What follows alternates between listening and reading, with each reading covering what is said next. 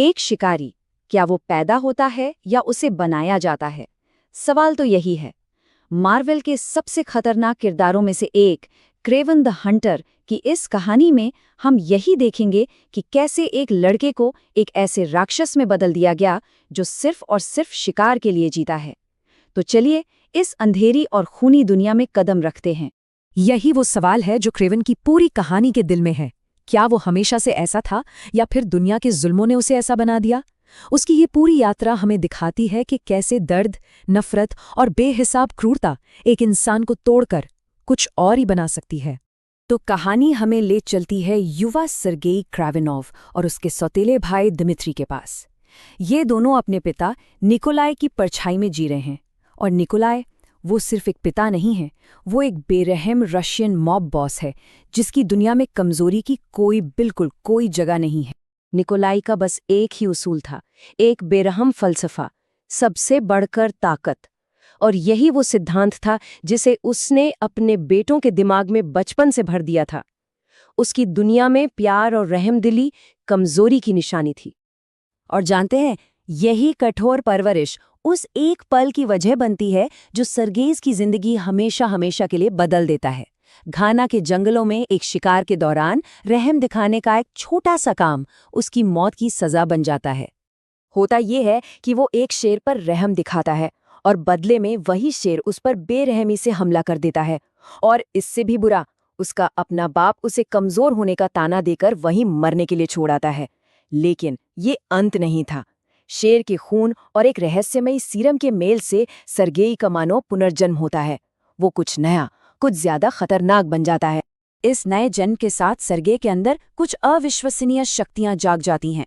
उसकी इंद्रियां इतनी तेज हो जाती हैं कि वो मीलों दूर से अपने शिकार को सूंघ सकता है, सुन सकता है।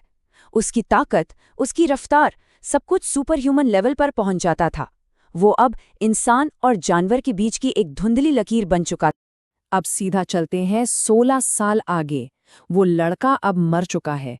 उसकी जगह खड़ा है क्रेवन, एक ऐसा शिकारी जो अपने खुद के बनाए हिंसक नियमों से जीता है। वो अब शिकार नहीं बल्कि शिकारी है। लेकिन क्रेवन अपने पिता की परछाई नहीं बना। उसने उस बेरहमी को ठुकराकर अपना खुद का एक कोड बनाया। वो सिर्फ कमजोर शिकारियों का शिकार करता है, यानी अपराधी और पोचर्स। ये उसका अपना हिंसक इंसाफ है। पर कहते हैं ना, अतीत कभी पीछा नहीं छोड़ता। कहानी में मोड़ तब आता है जब उसके भाई दिमित्री का अपहरण हो जाता है और क्रेवन को उसे बचाने के लिए एक बार फिर उसी अंधेरी दुनिया में लौटना पड़ता है जो वो पीछे छोड़ आया था। लेकिन ये कोई सीधा साधा बचाव अभियान नहीं है, ये तो एक जाल है। क्रेवन को जल्द ही एहसास हो जाता है कि वो अपने ही पिता के बनाए एक क्रूर खेल में सिर्फ एक मोहरा है, एक ऐसा खेल जहां सच्चाई सबसे घातक हथियार है। और सच्चाई इतनी चौंकाने वाली है जिसकी कोई कल्पना भी नहीं कर सकता। दिमित्री का अपहरण असल में हुआ ही नहीं था। ये सब एक धोखा था, एक सोची समझी साजिश का हिस्सा। और इस पूरी साजिश के पीछे कौन था? कोई और नहीं बल्कि उनका अपना पिता निकोलाई। उसी ने अपने ही बेटों को एक जानलेवा खेल में फंसा लिया था। निकोलाई का असली मकसद बहुत ही भयानक था। वो अपने दुश्मनों को खत्म करने के लिए अपने ही बेटों को भाड़े के हत्यारों में बदलना चाहता था। उसके लिए वो परिवार नहीं, सिर्फ हथियार थे। जब आखिरकार क्रेवन अपने पिता का सामना करता है तो वो एक फैसला लेता है। वो कातिल बनने से साफ इनकार कर देता है जो उसका पिता उसे बनाना चाहता था। इसके बजाय वो कुदरत का सहारा लेता है। वो एक भालू को बुलाता है वो काम करने के लिए जो वो खुद नहीं करेगा। अपने कोड पर वो आखिर तक कायम रहता है। इस आखिरी लड़ाई के बाद दोनों भाइयों की दुनिया हमेशा के लिए बदल जाती है।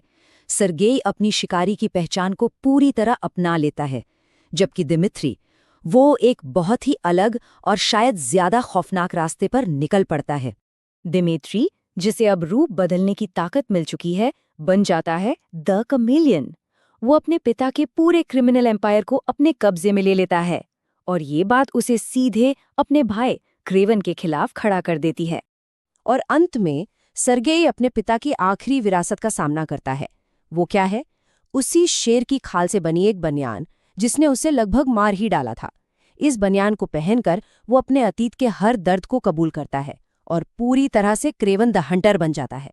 तो आखिर में सवाल यही बचता है, क्रेवन है क्या? एक एंटी हीरो जो अपने बनाए नियमों से जीता है, या फिर वही राक्षस जो उसके पिता की नफरत से पैदा हुआ है? उसकी कहानी हमें उस पतली सी लकीर पर लाकर खड़ा कर देती है जो एक हीरो और एक विलन को अलग करती है। शायद इसका जवाब इतना आसान है ही नहीं।